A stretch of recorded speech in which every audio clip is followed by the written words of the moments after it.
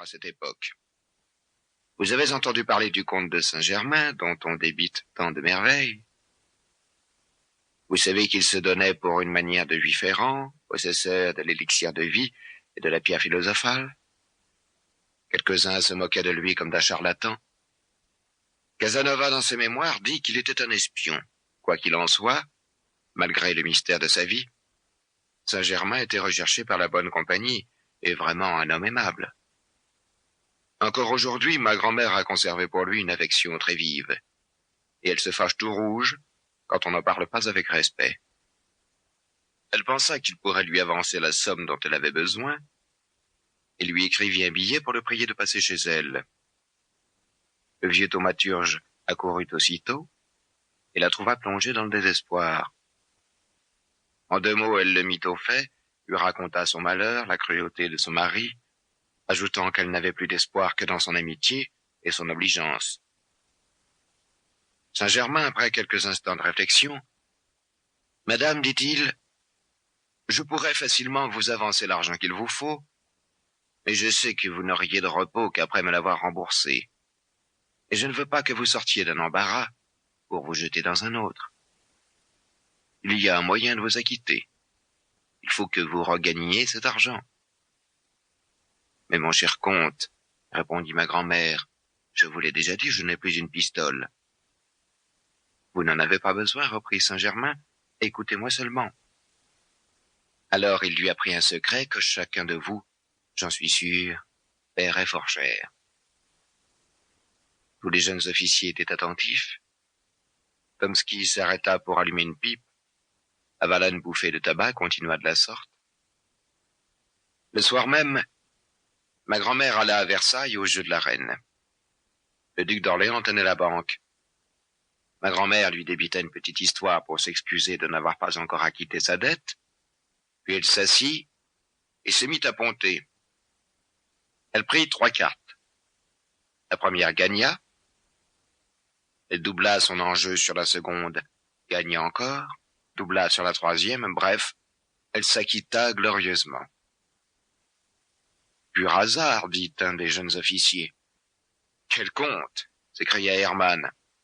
« C'étaient donc des cartes préparées, dit un troisième. »« Je ne le crois pas, » répondit gravement Tomsky.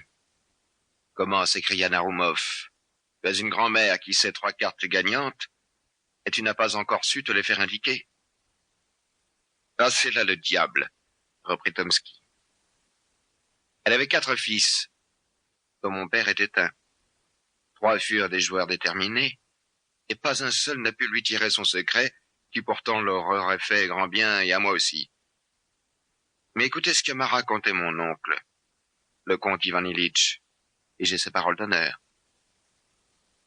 Chaplitsky, vous savez, celui qui est mort dans la misère après avoir mangé des millions, un jour, dans sa jeunesse, perdit contre Zoritch environ 300 000 roubles. Il était au désespoir. Ma grand-mère, qui n'était guère indulgente pour les fredaines des jeunes gens, je ne sais pourquoi, faisait exception à ses habitudes en faveur de Chaplitsky. Elle lui donna 3 cartes à jouer l'une après l'autre, en exigeant sa parole de ne plus jouer ensuite de sa vie. Aussitôt, Chaplitsky alla trouver Zoritch et lui demanda sa revanche. Sur la première carte, il mit 50 000 roubles, il gagna, fit paroli. En fin de compte, avec ces 3 cartes, il s'acquitta et se trouva même en gain.